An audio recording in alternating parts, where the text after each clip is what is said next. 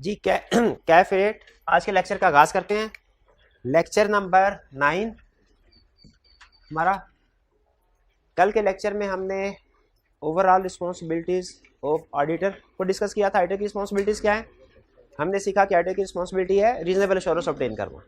ठीक है, इसके बाद हमने ये सीखा कि अगर कभी एग्जाम में हमसे वो कोई केस लेके पूछता है कि ऑडिट रिपोर्ट इशू होने के बाद उसमें मिस स्टेटमेंट सामने आई तो हमने कैसे अपने आप को डिफाइन करना है। पहले हमने मटीरियलिटी को वैल्यूएट करना है और फिर अगर मिस स्टेटमेंट मटीरियल हो तो स्टिल हम अपने आप को डिफाइन कर सकते हैं क्या क्या के कि ये रीजनेबल एश्योरेंस एंगेजमेंट है।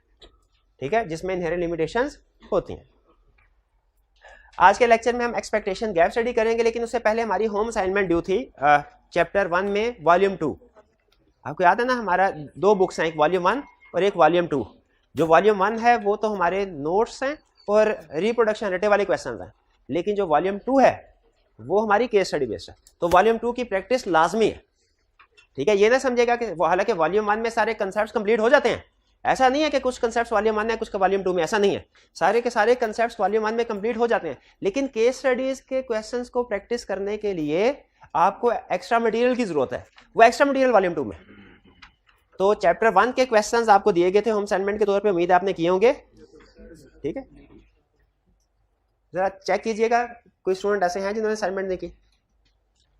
साउंड, अच्छा साउंड देखिए हाइब्रिड में, ठीक है, हाइब्रिड क्लास में, ओके। चलिए जी, क्वेश्चन 1 वॉल्यूम 2 का क्वेश्चन 1 नीचे अटेम्प्ट है ऑटम 2019 क्वेश्चन 3। अच्छा, वॉल्यूम 2 में कुछ क्वेश्चंस होंगे आईकैप के, कुछ होंगे अदर बॉडीज के। वो सारे अदर बॉडीज के क्वेश्चन भी केयरफुली सेलेक्ट किए गए हैं, आपने उनको भी प्रैक्टिस करना है। कह रहे अच्छा केस स्टडी का सोल सुनिए। सबसे पहले तो मुझे ये बताइए, आपने कल भी हमने क्वेश्चन प्रैक्टिस किए, ये भी आज क्वेश्चन प्रैक्टिस कर रहे हैं, एक क्वेश्चन 1। आपको कोई फर्क नजर आ रहा है? सबसे पहला डिफरेंस ये एक बड़ा क्वेश्चन है। केस स्टडी बेस्ड क्वेश्चन की पहली पहचान ही यही होती है, वो एक लेंथी क्वेश्चन होता है। वो पैराग्राफ 2 या 3 पैराग्राफ में उसने इंफॉर्मेशन दी होती है, जबकि जो रिप्रोडक्शन का क्वेश्चन होता है वो 2 या 3 लाइनों में निमट जाता है, काम की बात उसने सिर्फ पूछी होती है। तो ये हमें देख के अंदाजा हो रहा है इससे कि ये केस स्टडी बेस्ड क्वेश्चन है। एग्री करते हैं इससे? केस स्टडी बेस्ड क्वेश्चन करने की पहली अप्रोच, पहला ट्रिक, पहली टिप कि आपने सबसे पहले रिक्वायरमेंट पढ़नी है। रिक्वायरमेंट क्यों पढ़नी है सबसे पहले? ताकि रिक्वायरमेंट में आपको पता हो कि उसने इस पूरी जो भी 2 पैराग्राफ में इंफॉर्मेशन दिया है पूछा क्या है। जब आपके जहन में रिक्वायरमेंट क्लियर होगी, आप क्वेश्चंस पढ़ रहे होंगे तो रिक्वायरमेंट को अपने जहन में रख के इंफॉर्मेशन का साथ साथ एनालिसिस कर रहे होंगे। वरना अगर आप पहले क्वेश्चन को पढ़ें और बाद में रिक्वायरमेंट, तो क्वेश्चन पढ़ते हुए आप ब्लाइंड अप्रोच होगी आपकी, आपको नहीं पता एंड में क्या चीज पूछने जा रहा है, किसके पॉइंट ऑफ व्यू से पूछने जा रहा है। वो अमजद के पॉइंट ऑफ व्यू से पूछने जा रहा है कि सलीम के पॉइंट ऑफ व्यू से पूछने जा रहा है, कि आफ्ताब की कोई बात कर रहा है, आपको नहीं पता होगा। लेकिन जब रिक्वायरमेंट क्लियर होगी तो फिर उससे आपको पता चल जाएगा कि किसके पॉइंट ऑफ व्यू से बात कर रहा है। आप क्वेश्चन को पढ़ते हुए उस पार्टी से, उस रिक्वायरमेंट को सामने रखते हुए उसके कंटेक्स्ट में एनालिसिस कर रहे होंगे फैक्ट्स का।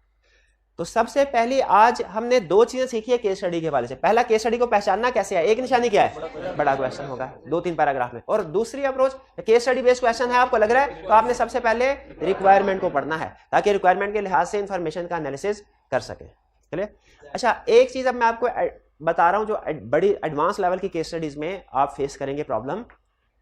अक्सर रिक्वायरमेंट पढ़ के आपको अंदाजा हो जाता है कि कौन सा टॉपिक है, लेकिन कुछ सिचुएशंस में रिक्वायरमेंट पढ़ के अंदाजा नहीं। रिक्वायरमेंट होगी जनरलाइज किस्म की कि what should auditor do in this situation. अगर रिक्वायरमेंट में ये लिखा है what should auditor do in this situation, आप बता सकते हैं ये किस चैप्टर का, किस कंसेप्ट का, कौन सा टॉपिक का क्वेश्चन है? नहीं, वो आपको पढ़ के अंदाजा होता है। लेकिन बहरहाल केस स्टडी, या बताइए पहले क्वेश्चन पढ़ना शुरू करूं या रिक्वायरमेंट? रिक्वायरमेंट। शाबाश। Discuss how you will respond to the view points of Amjad regarding the audit of financial statements.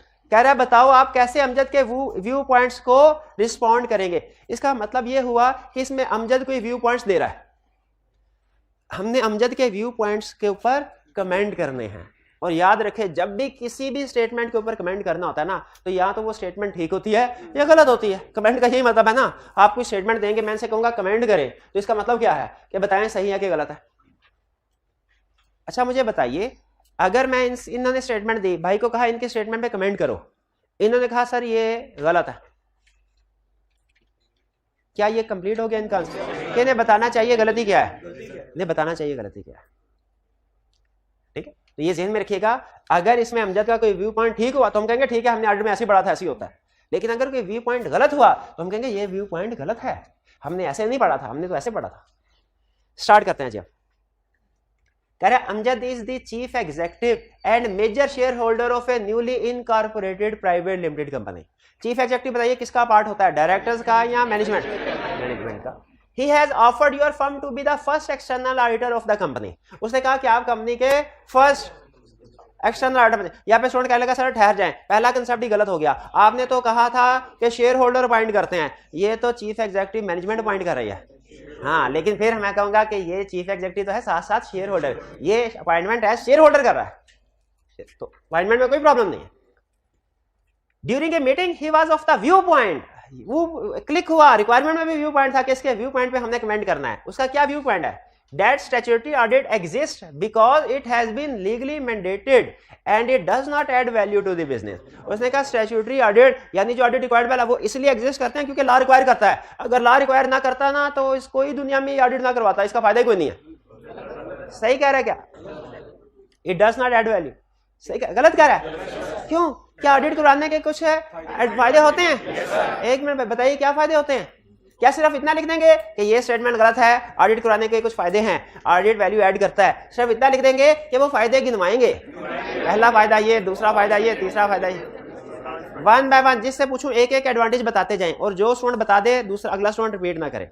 जी आप बताइए क्या एडवांटेज है audit? It increases credibility of financial statements. आगे, it assists in grant of bank loan, it assists in sale and purchase of business। शाबाश, ठीक है। Sale and purchase of business में कैसे असिस्ट करता है? नहीं ये इसी को एक्सप्लेन कर दें।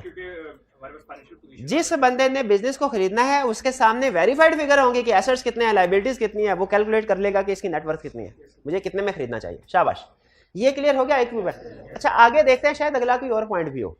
कह रहा है however he believes that, कहता है ऑडिट का फायदा होता तो कोई नहीं है, लेकिन हाँ एक है, क्या? he believes that audit helps in finding all major frauds within the company। अच्छा मुझे ये बताएं, उसने all frauds नहीं कहा, all major frauds का है। क्या ये हो सकता है कि कोई मेजर फ्रॉड भी आइडेंटिफाई होने से रह जाए? अगर वो कहता ना ऑल फ्रॉड्स तो मैं आपकी बात से मुतफिक था कि ऑल फ्रॉड्स के लिए तो वो रिस्पॉन्सिबल नहीं है, कुछ छोटे होते हैं कुछ बड़े होते हैं, लेकिन उसने कहा है ऑल मेजर फ्रॉड्स, तो क्या हो सकता है कि मेजर फ्रॉड भी ऑडिटर डिटेक्ट ना कर पाए? ये भी हो सकता है। ये कैसे हो सकता है? ड्यू टू शाबाश इनहेरेंट लिमिटेशंस ऑफ ऑडिट। तो मुझे बताइए क्या सिर्फ इनहेरेंट लिमिटेशंस ऑफ ऑडिट लिख देंगे कि उसकी एग्जांपल्स भी देंगे, जैसे ये रीजन ये रीजन ये रीजन? बिल्कुल एग्जांपल्स भी देंगे, आप एग्जांपल दे सकते हैं, सारी दे सकते हैं, लेकिन खास तौर पे एक तो जरूर देनी है, फ्रॉड वाली तो जरूर देनी है कि सोफिस्टिकेटेड टेक्निक्स कोलुजन्स वगैरह होते हैं। बाकी भी अगर टाइम है तो 2-3 कर दें। अच्छा यहाँ पे अब थोड़ा मार्किंग स्कीम के ऊपर एनालिसिस कर लेते हैं। टोटल मार्क्स है 7, इसका मतलब है और रिक्वायरमेंट है 2, एक हमने कमेंट करना है कि नो एड वैल्यू और एक कमेंट करना है कि ऑल फ्रॉड डिडक्शन। तो मेरा ख्याल है एक के 4 मार्क्स होंगे, एक के 3 मार्क्स होंगे। तो मुझे क्या करना चाहिए, एक के 3 पॉइंट एक के 4 पॉइंट इस तरह लिख देना चाहिए कि to be on safe side एक एक 2-2 पॉइंट्स एक्स्ट्रा लिख देने चाहिए। क्लियर हुआ जी? ये हाइब्रिड वाले स्टूडेंट मुझे बताइए क्लियर है? अगर क्लियर है तो हाथ उठा के बताएं ताकि पता चल जाए मुझे। हाँ पार्टिसिपेट किया करें, हाथ उठाएं, शाबाश शाबाश। अगर किसी का कोई क्वेश्चन है तो वो स्टूडेंट हाथ उठाए जिसका क्वेश्चन, इस क्वेश्चन में किसी का क्वेश्चन है तो जी। ये भी लाइन ऐड करेंगे कि ये हमारी प्राइमरी रिस्पांसिबिलिटी नहीं है फ्रॉड डिटेक्शन।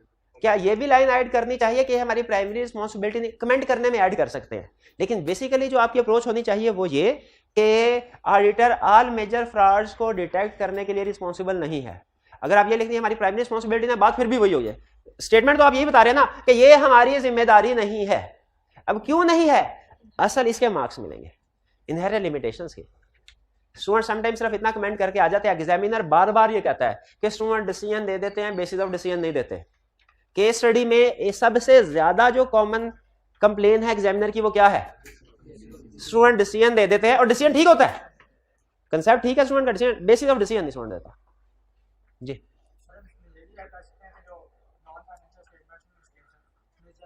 नहीं यहाँ पे नॉन फाइनेंशियल स्टेटमेंट्स की तरफ जाने की जरूरत नहीं है, ठीक है, वो नहीं, सिर्फ इनहेरेंट लिमिटेशन की तरफ जाना है आपने। अच्छा एक चीज मैं आपको बता दूं, अब शायद ये टू अर्ली है लेकिन मेरे जहन में आ रही है, मैं आपके साथ शेयर कर रहा हूं, समझ आ जाए ठीक, ना समझ आए तो इग्नोर कर दीजिएगा, बाद में फिर डिस्कस हो जाएगी। सम टाइम हमने एग्जामिनर का माइंड डिकोड करना होता है कि वो हमसे चाह क्या रहा है, वो हमसे चाह क्या रहा है।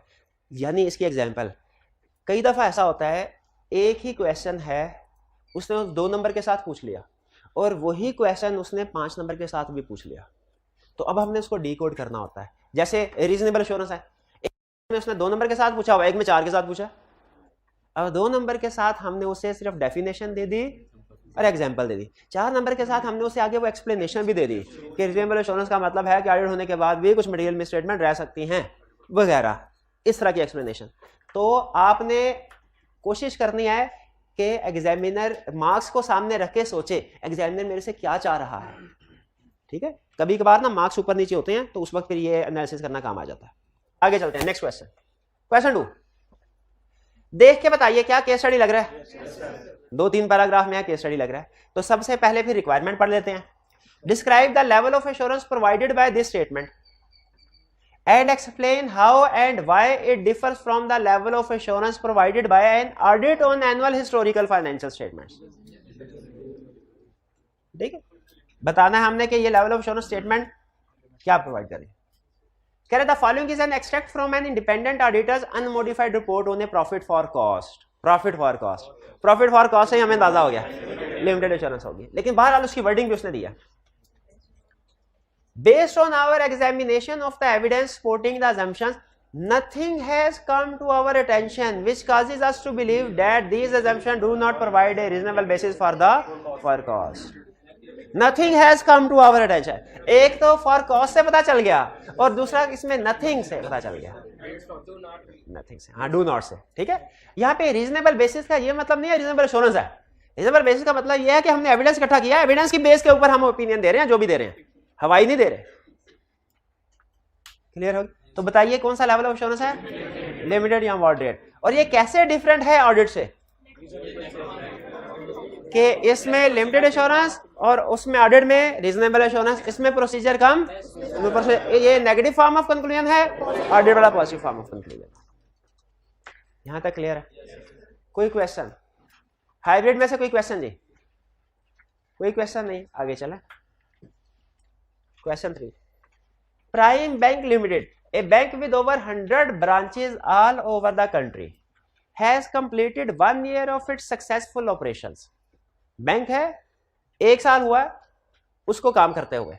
Directors of the bank in their board meeting have appointed Raja to perform audit of head office and all branches and to issue report to directors at end. Is this an assurance engagement? कैसे पता चला assurance engagement नहीं? ये 3 party relationship नहीं है। ठीक है, directors point करें, डायरेक्टर्स को रिपोर्ट जा रही है, इसमें कोई थर्ड पार्टी यूजर नहीं है, तो 2 एलिमेंट्स ही हैं सिर्फ, इसीलिए ये नॉन एश्योरेंस एंगेजमेंट है। और इसको प्रैक्टिकली इस एंगेजमेंट को क्या कहते हैं वाला? Internal audit. Raja internal auditor है जिसको डायरेक्टर्स अपॉइंट कर रहे हैं और वो रिपोर्ट भी किसको दे रहा है? डायरेक्टर को। जी, अगर डायरेक्टर्स अपॉइंट करते हैं शेयर होल्डर, ऐसा कभी नहीं होता, प्रैक्टिस में कोई ऐसी नहीं है एग्जांपल। लेकिन अगर अगर अगर ऐसा हो, फर्ज करें ऐसा हो, तो चूंकि 3 पार्टीज होगी वो एश्योरेंस एंगेजमेंट हो सकती है। ठीक है, लॉ ने कुछ एक्सेप्शनल केसेस में इसकी इजाजत दी है, लेकिन नॉर्मली ऐसा नहीं होता। Next question 4, case study based के रिप्रोडक्शन का पहले क्या करना चाहिए? रिक्वायरमेंट पढ़े। Explain which factors would suggest that new health food should have an audit and which factors would suggest that an audit is not required। यानी क्या कह रहा है जी? हाइब्रिड में से कोई क्वेश्चन पूछना चाह रहे हैं? जी जी पूछिए।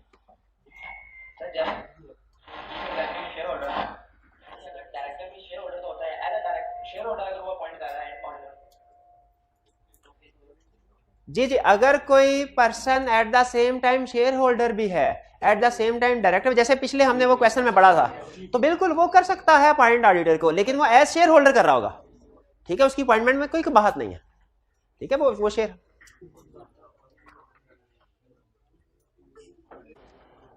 जी, तो क्वेश्चन 4 पहले रिक्वायरमेंट, एक्सप्लेन विच फैक्टर, वो कह रहा है बताओ कौन से फैक्टर्स हैं जो ये बता रहे हैं कि न्यू हेल्थ फूड जो भी ऑर्गेनाइजेशन है इसका ऑडिट होना चाहिए, और कौन से फैक्टर सजेस्ट करते हैं कि ऑडिट नहीं होना चाहिए। अब बताइए, मुझे ये बताइए, फर्स्ट कीजिए कि आप डॉक्टर हैं, आपके पास पेशेंट आया, उसने कहा सर मुझे ये मसला है, आप क्या उसे फौरी तौर पे कह देंगे ऑपरेशन करवा लो? भाई कुछ फैक्टर्स होंगे जिनको सामने रखे, हो सकता है आप एडवाइस करेंगे, कुछ फैक्टर हो सकता नहीं, लेकिन अगर आप पैसे कमाने वाले हुए तो आप कहेंगे भाई फौरी तौर पे ऑपरेशन करवाओ, जरूरत नहीं भी है तो। उसी तरह एज प्रोफेशनल अगर हमारे पास कोई क्लाइंट आए और आप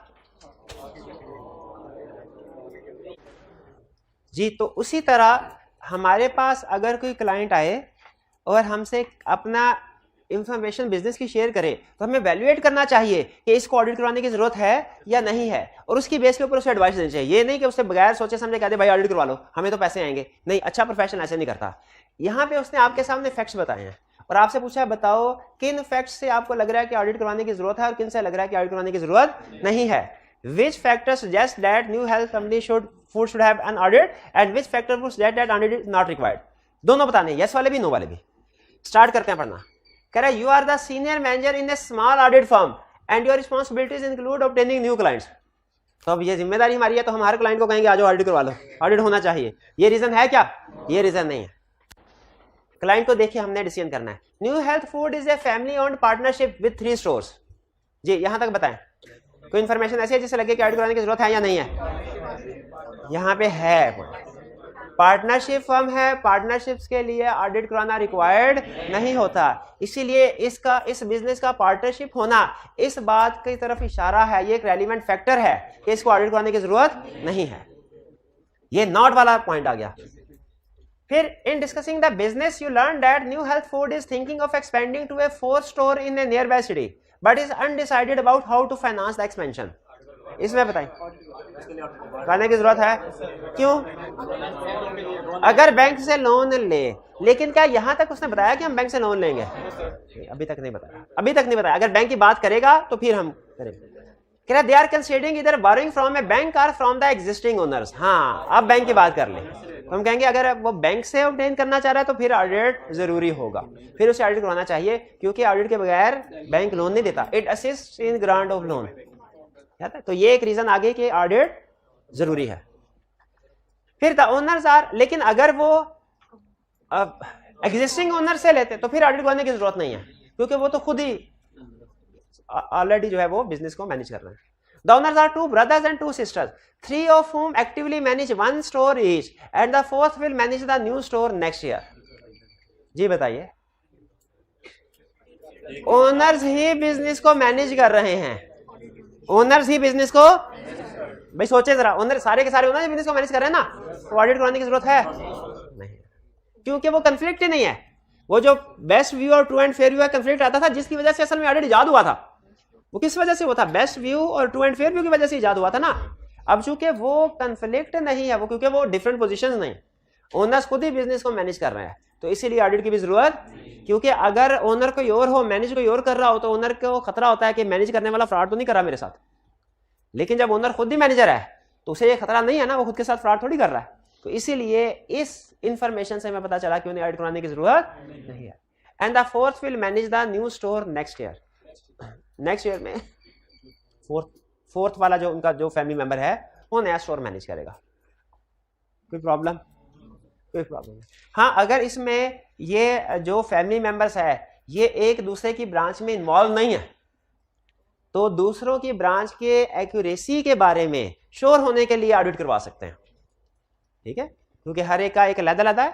देखिए ये 2 डिफरेंट पॉइंट है। एक पॉइंट ये है कि ओनर्स ही सारे खुद मैनेजर्स हैं, ये ऐसा फैक्टर है जो कि बताता है हमें कि ऑडिट की जरूरत नहीं है। लेकिन एक ये कि 4 स्टोर हैं और हर बंदा अलग-अलग स्टोर मैनेज कर रहा है, तो जो एक स्टोर है, स्टोर नंबर 1 या उसका जो मैनेज करने वाला है, वो बाकी के स्टोर की इंफॉर्मेशन के बारे में कैसे श्योर होगा? उसके लिए ऑडिट करवाने की जरूरत हो सकती है। जैसे इसे सम टाइम कहते हैं ना, पार्टनरशिप शायद आपने पढ़ा हो, स्लीपिंग पार्टनर। तो बाज़ औक़ात जो स्लीपिंग पार्टनर होता है वो सोच रहा होता है कि ऑफिस में पता नहीं क्या चल रहा है, तो उसके लिए फिर ऑडिट करवाना जरूरी होता है।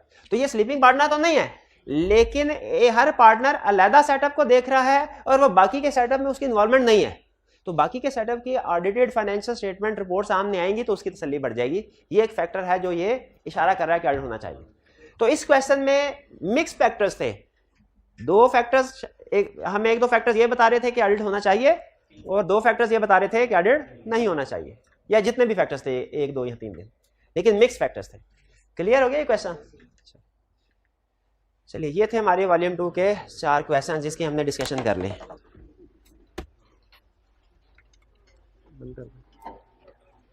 उठा दीजिए जी। अब चलते हैं हम आज के कंसेप्ट की तरफ। आज हम जो नया कंसेप्ट सीखने जा रहे हैं वो एक तो है एक्सपेक्टेशन गैप। जी जी पूछ सकते हैं, बिल्कुल कोई क्वेश्चन पूछना चाहे पूछ सकते हैं।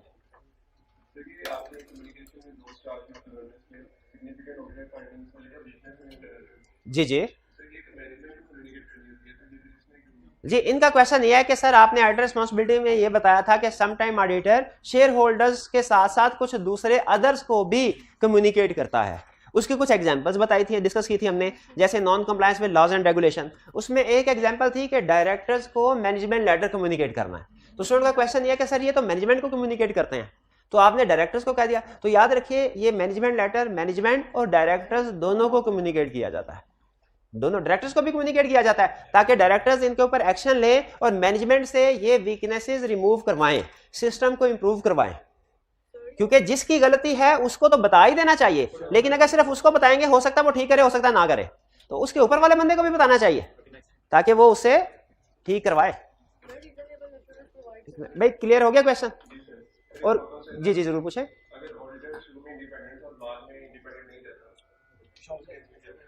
जी क्वेश्चन ये, अगर auditor start of the audit independent था, ड्यूरिंग ऑडिट इंडिपेंडेंट नहीं रहा, तो फिर देखिए अगर इंडिपेंडेंट नहीं रहा तो ऑडिटर ही नहीं रहा, इंडिपेंडेंट नहीं रहा तो वो ऑडिटर भी नहीं रहा, उसको हम कहते हैं वो डिस्क्वालीफाइड हो गया। अगर स्टार्ट ऑडिटर का याद रखें, स्टार्ट भी और थ्रू आउट द ऑडिट भी इंडिपेंडेंट होना जरूरी है।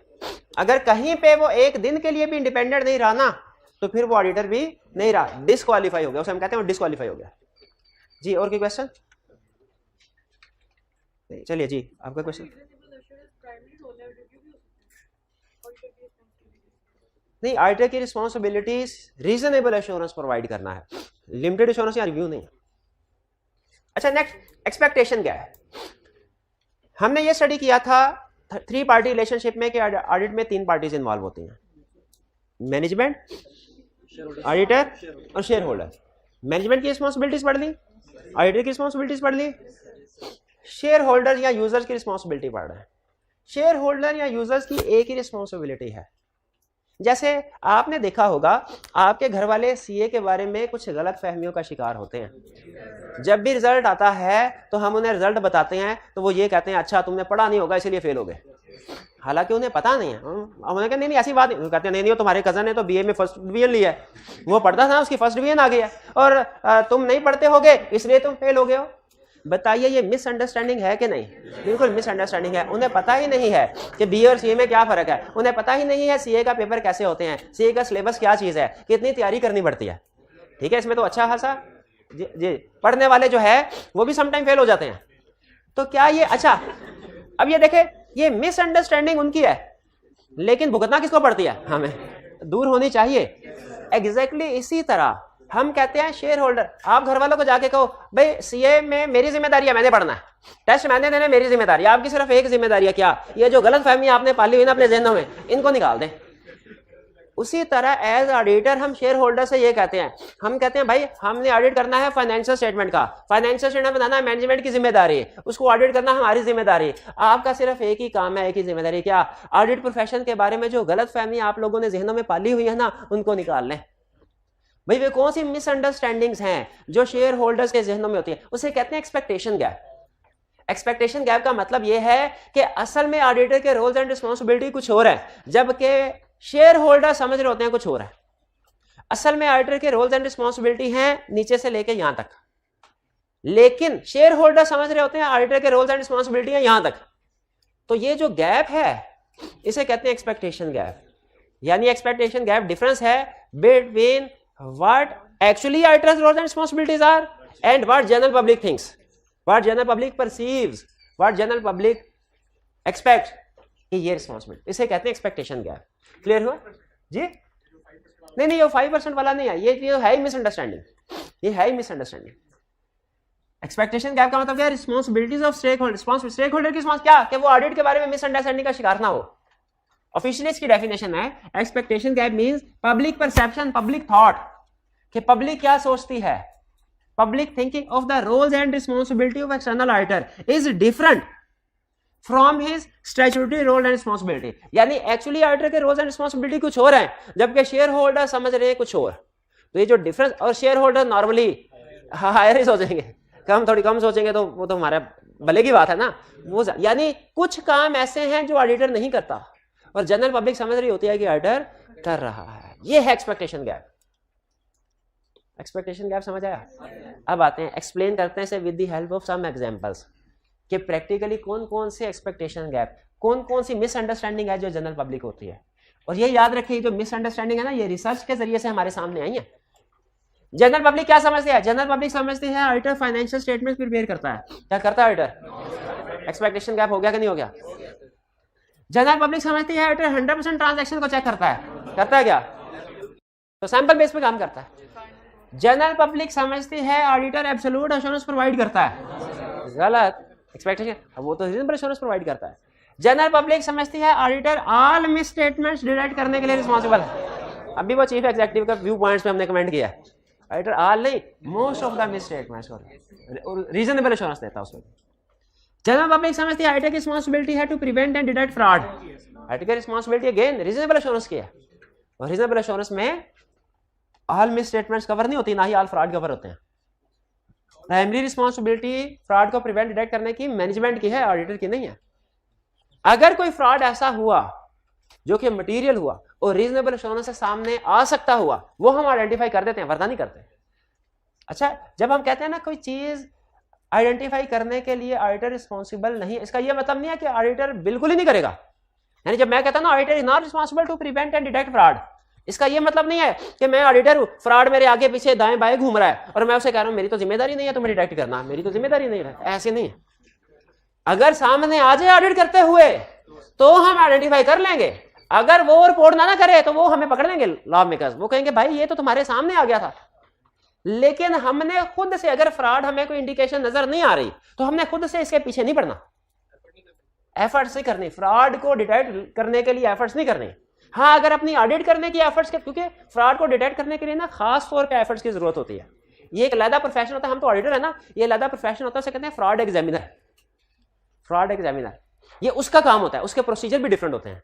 हमने ऑडिट प्रोसीजर परफॉर्म करने हैं, फ्रॉड एग्जामिनेशन प्रोसीजर परफॉर्म नहीं करने फ्रॉड को। लेकिन अगर कोई फ्रॉड किया हुआ किसी बहुत ही ना तजर्बेकार बंदे ने, जो आम प्रोसीजर से भी पकड़ा जा सकता हुआ, तो वो हम आइडेंटिफाई कर लेंगे, उसको रिपोर्ट कर लेंगे जो हमारे सामने आ जाए। बे क्लियर है? ये बात समझ आ रही है? तो ऑडिटर की रिस्पांसिबिलिटी नहीं, हाँ रीजनेबल एश्योरेंस की है। अगर रीजनेबल एश्योरेंस के दौरान में फ्रॉड सामने आ जाए, वो हम आइडेंटिफाई कर लेंगे, डिटेक्ट कर लेंगे, रिपोर्ट कर लेंगे। फिर ओपिनियन ऑन इंटरनल कंट्रोल, क्या ऑडिटर की रिस्पांसिबिलिटी है इंटरनल कंट्रोल पे ओपिनियन देना? ये हमने पढ़ा था ना, इंटरनल कंट्रोल पे ओपिनियन ऑडिटर देता ना। रिस्पांसिबिलिटी नहीं है और ऑडिटर देता भी नहीं ओपिनियन। ऑडिटर सिर्फ अंडरस्टैंडिंग ऑब्टेन करता है, भूल गए आप? ऑडिटर इंटरनल कंट्रोल की अंडरस्टैंडिंग ऑब्टेन करता है रिस्क असेसमेंट के लिए, ओपिनियन कभी भी नहीं देता। इंटरनल कंट्रोल पे ओपिनियन कभी भी नहीं देता। ऑडिटर ओपिनियन सिर्फ एक चीज पे देता है अभी तक जो हमने पढ़ा, किसके ऊपर? फाइनेंशियल स्टेटमेंट्स के ऊपर। हाँ, अगर कोई डेफिशिएंसी कम्युनिकेट, लेकिन वो ओपिनियन तो नहीं होती, ओपिनियन तो नहीं होती। हाँ जी, वो तो सजेशन है, करे करे ना करे ना से।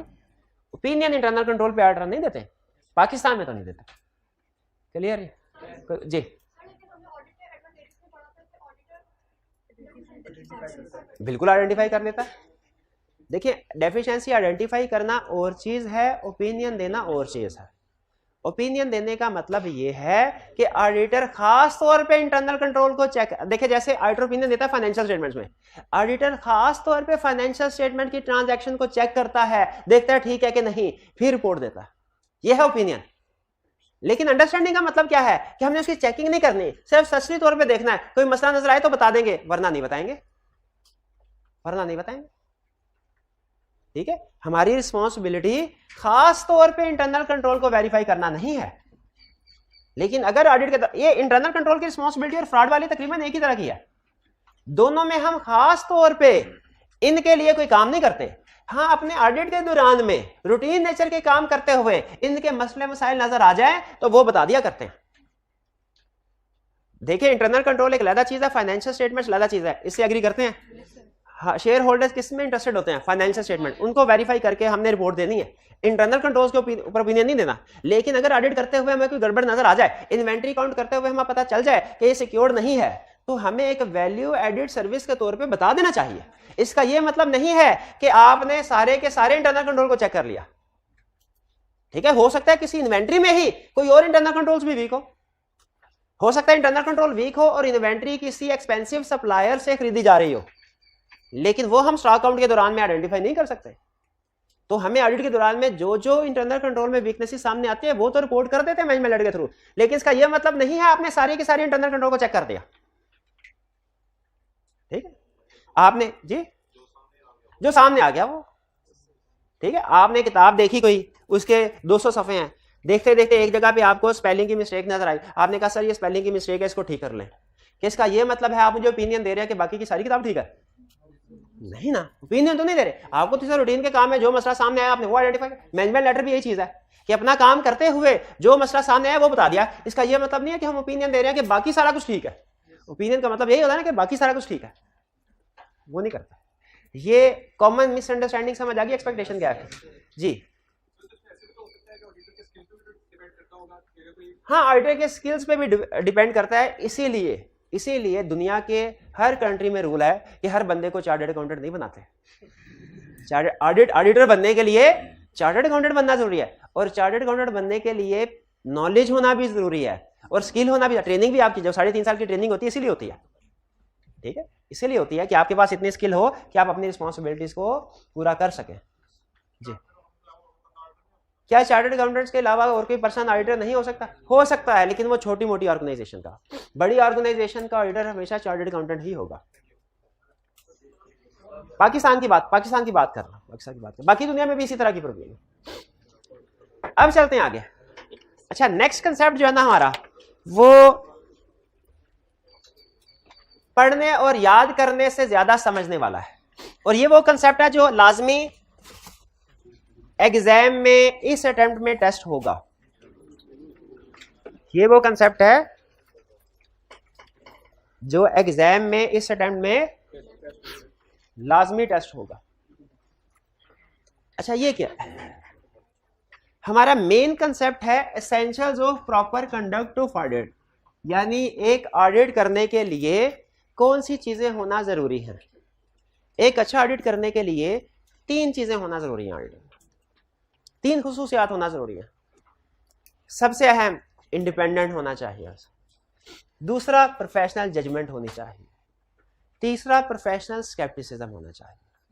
इंडिपेंडेंट का मतलब क्या है कि जो पर्सन ऑडिट कर रहा है उसका क्लाइंट के साथ कोई ताल्लुक नहीं होना चाहिए, ताकि वो इंडिपेंडेंट होकर अपना काम करे।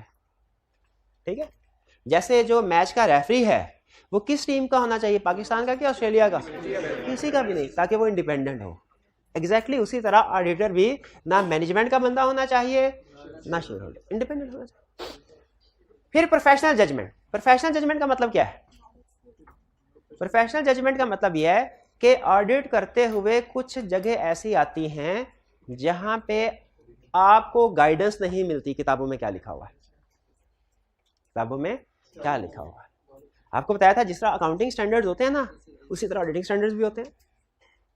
लेकिन जिस तरह अकाउंटिंग स्टैंडर्ड्स में हर अकाउंटिंग ट्रीटमेंट का जिक्र नहीं किया गया, जो बड़े बड़े अकाउंटिंग इश्यूज हैं उन्हीं को डिस्कस किया गया।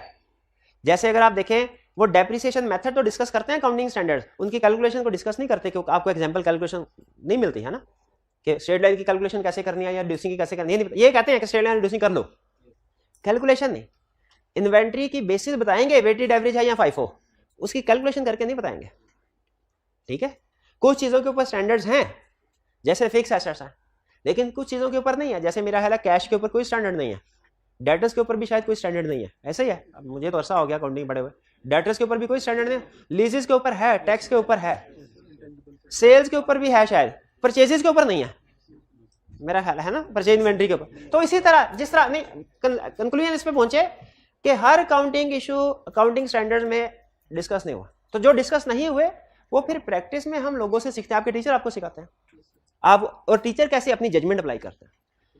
उसी तरह याद रखें ऑडिटिंग स्टैंडर्ड्स हैं जिनके मुताबिक हमने ऑडिट करना है। अगर कोई आपसे पूछे ऑडिटिंग स्टैंडर्ड्स क्या हैं, आपने कहना है ऑडिटिंग स्टैंडर्ड एक बुक है जो हमें ये बताती है कि ऑडिट करते हुए अगर ये सिचुएशन सामने आए तो ये प्रोसीजर परफॉर्म करने हैं, ये सिचुएशन सामने आए ये प्रोसीजर परफॉर्म करने हैं, और ये सिचुएशन सामने आए तो ये प्रोसीजर परफॉर्म करने हैं। इन शॉर्ट अगर मैं आपको बताऊं ऑडिटिंग स्टैंडर्ड की समरी, तो वो ये होगी कि ऑडिटिंग स्टैंडर्ड डिफरेंट सिचुएशंस को डिस्कस करते हैं जो ऑडिट में हमें फेस करना पड़ती है, और फिर हर सिचुएशन में क्या प्रोसीजर हमें परफॉर्म करने चाहिए वो बताती है। ऑडिटिंग स्टैंडर्ड समझ आगे क्या है? लेकिन मुझे ये बताइए कि ऑडिटिंग स्टैंडर्ड में दुनिया की हर कंपनी के हर ऑडिट की हर सिचुएशन का जिक्र होगा कि जो बड़ी बड़ी मसले मसाइल वाली सिचुएशंस होती हैं उनका जिक्र होगा, बाकी का नहीं। तो फर्ज कीजिए अगर किसी ऑडिट में हमें किसी ऐसी सिचुएशन को फेस करना पड़ता है जो ऑडिटिंग स्टैंडर्ड में नहीं लिखी हुई, हम क्या करेंगे? जजमेंट अप्लाई करेंगे। ये है प्रोफेशनल जजमेंट। यानी जजमेंट का मतलब क्या है? जो चीज किताबों में नहीं लिखी हुई उसके बारे में अपनी अकल से अंदाजा लगाना कि यहां क्या करना चाहिए, ये है जजमेंट। तो इंडिपेंडेंस और जजमेंट समझ आ गई क्या आपको? अब आते हैं सबसे अहम कंसेप्ट जो मैंने कहा लाजमी टेस्ट करेगा इस दफा इस अटेम्प्ट में, प्रोफेशनल स्केप्टिसिज्म। प्रोफेशनल स्केप्टिसिज्म ये कभी कभार आप ये जो क्राइम स्टोरीज वाले ड्रामा वगैरह अगर देखें या नॉवल पढ़े ना, तो उसमें एक रूल बताते होते हैं, रूल बताते हैं कि अगर किसी जगह पे जुर्म हो तो हर बंदे पे शक करो कि शायद इसने जुर्म किया, शायद इसने किया, शायद इसने किया, शायद इसने किया। अगर किसी एक बंदे को भी आपने शक से बरी कर दिया ना, तो हो सकता है वही मुजरिम हो और वो निकल जाए। यानी ऑडिटर के पॉइंट ऑफ व्यू से सुने, कहते हैं सबको नेक समझने से बेहतर है सबको बद समझा जाए।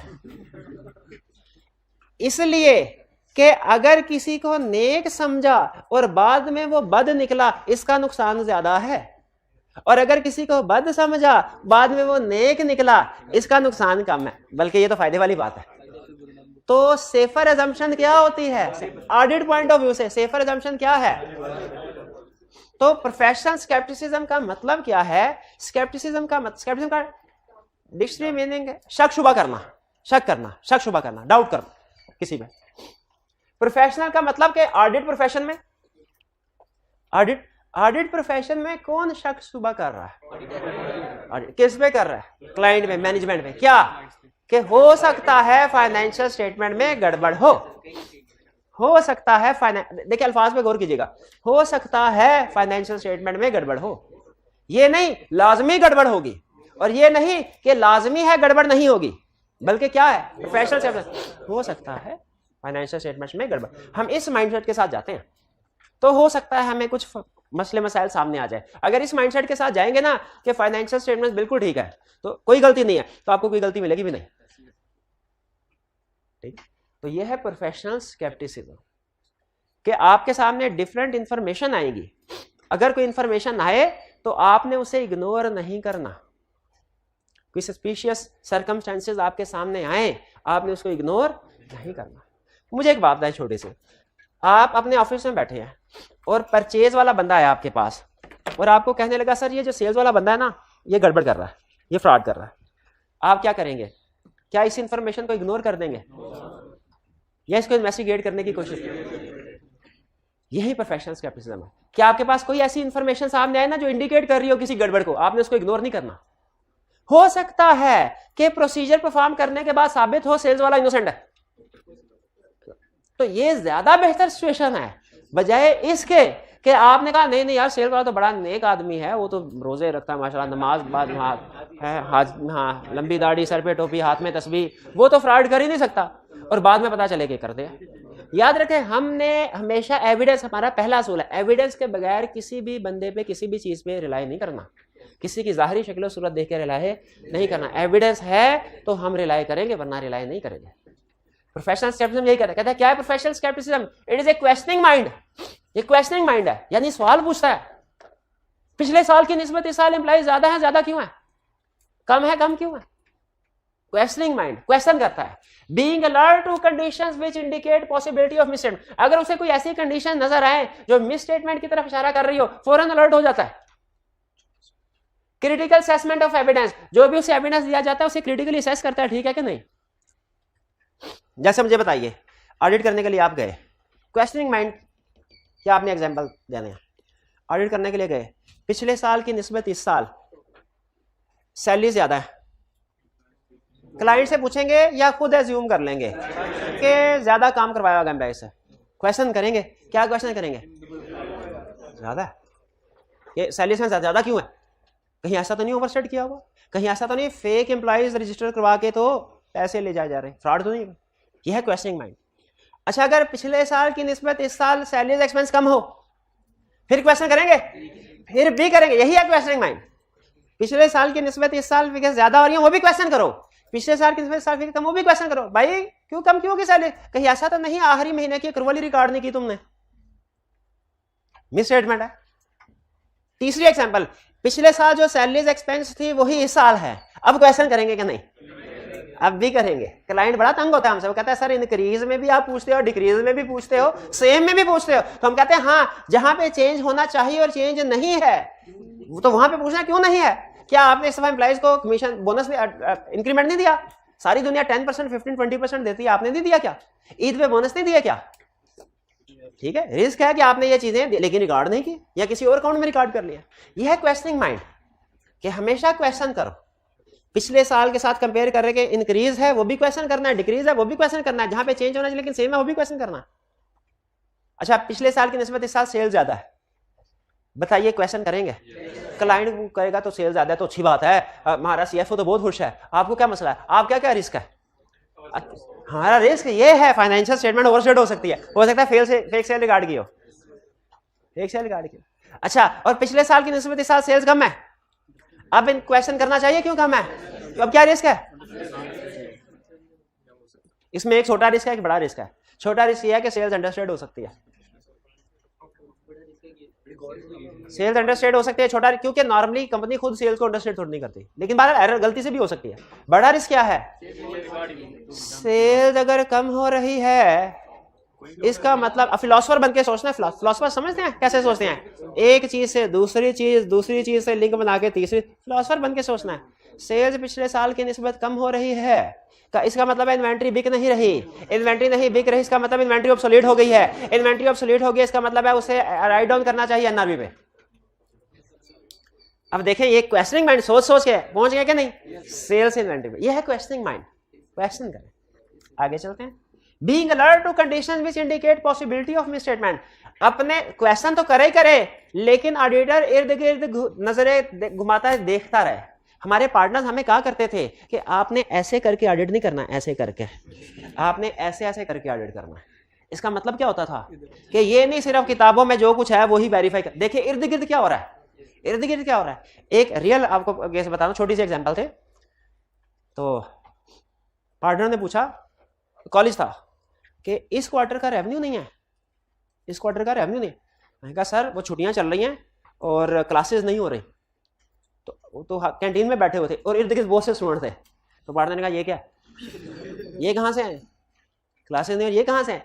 अलर्ट टू कंडीशन, अब देखें क्या ये एक कंडीशन है जो इंडिकेट कर रही है पॉसिबिलिटी ऑफ मिसस्टेटमेंट, कि क्लासेस हो रही है, रेवेन्यू इकट्ठा कर रहे हैं लेकिन मैनेजमेंट जेब में डाल लिया, रिकॉर्ड नहीं कर रही।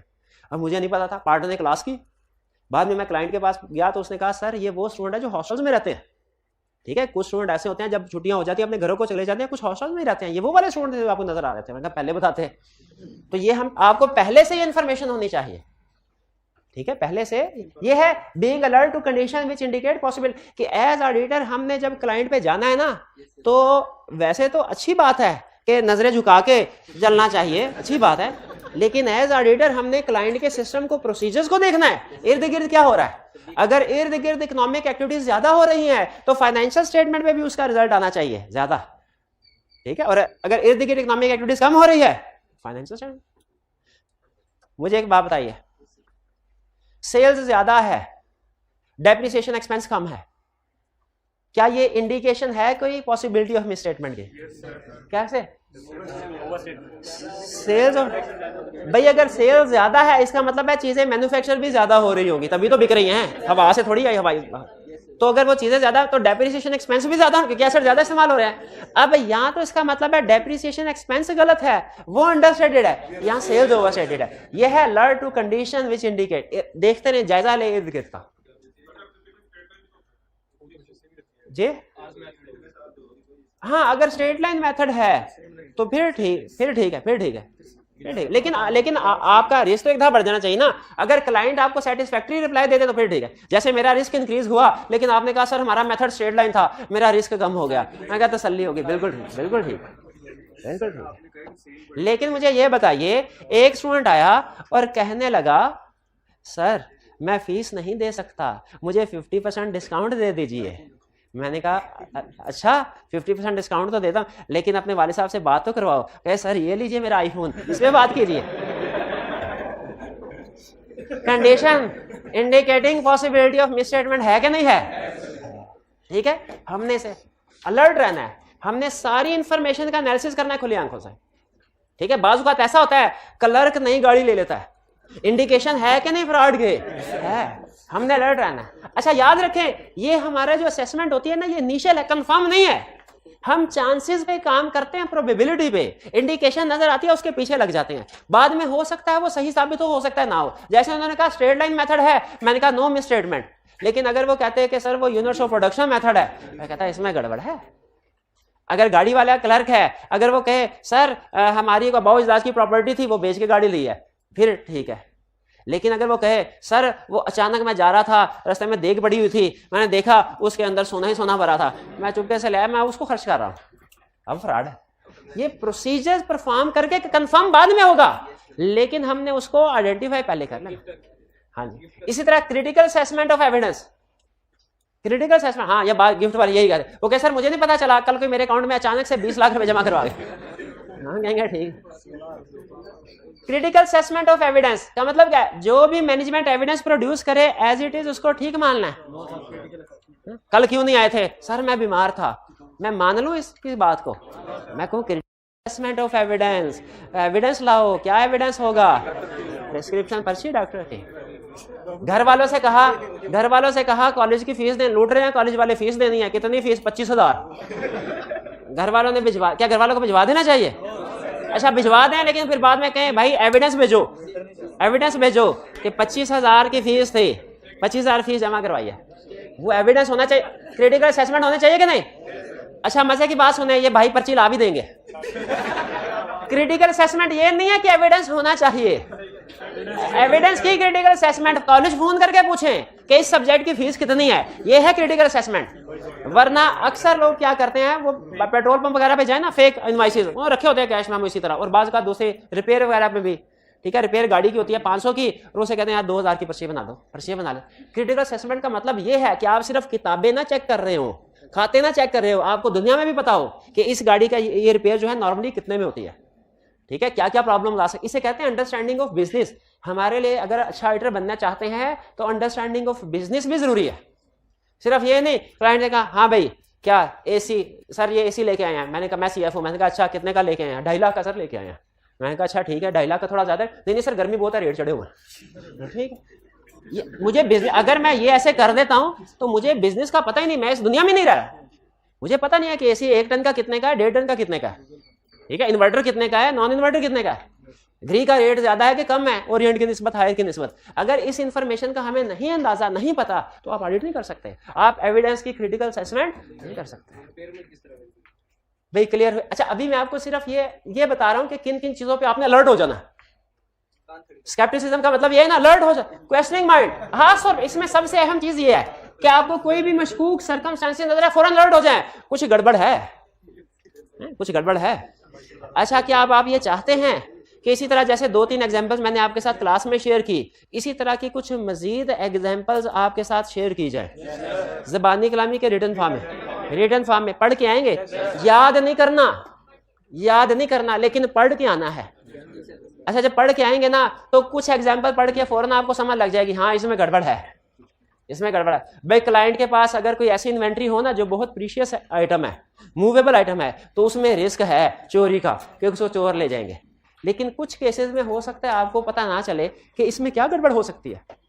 सारी एग्जांपल्स हम डिस्कस करेंगे वन बाय वन। आपने क्या करना है, रीड करके आना। तो रीडिंग क्या करनी है, ये चैप्टर 2 के एंड पे अगर आप देखेंगे तो एक लर्निंग ऑब्जेक्टिव दिया हुआ है, application of professional scepticism in case studies. आपने सिर्फ इसको आज के दिन में 2-3 दफा पढ़ के आना है, कुछ भी नहीं करना, 2-3 दफा पढ़ के आना है और कुछ भी ना करें। आप ऑडिट का आज कुछ भी ना करें, सिर्फ क्या करें, 2-3 दफा इस लिस्ट को पढ़ के आइए। कितनी है, 22 आइटम, इनको पढ़ के आना है। इसमें से कुछ आपको समझ आ जाएंगी और बहुत सी समझ नहीं आएंगी, लेकिन चाहे समझ आए चाहे ना आए, क्लास में हम डिस्कस करेंगे इनको, समझे, ठीक है। अच्छा एक चीज और सुन ले, कल आपकी क्लास नहीं होगी, कल आपकी ये क्लास नहीं, हाँ ये ऑनलाइन वाले भी सुन ले, हाइब्रिड वाले भी कल आप, अच्छा ये खुशी की बात नहीं है, ठीक है, कल आपकी क्लास, तो इसीलिए आपने दबा के ये 3-4 दफा क्या 7-8 दफा लिस्ट पढ़ लेनी है, ठीक है। चलिए आज का लेक्चर यहाँ पे खत्म करते हैं हम, अल्लाह हाफिज़।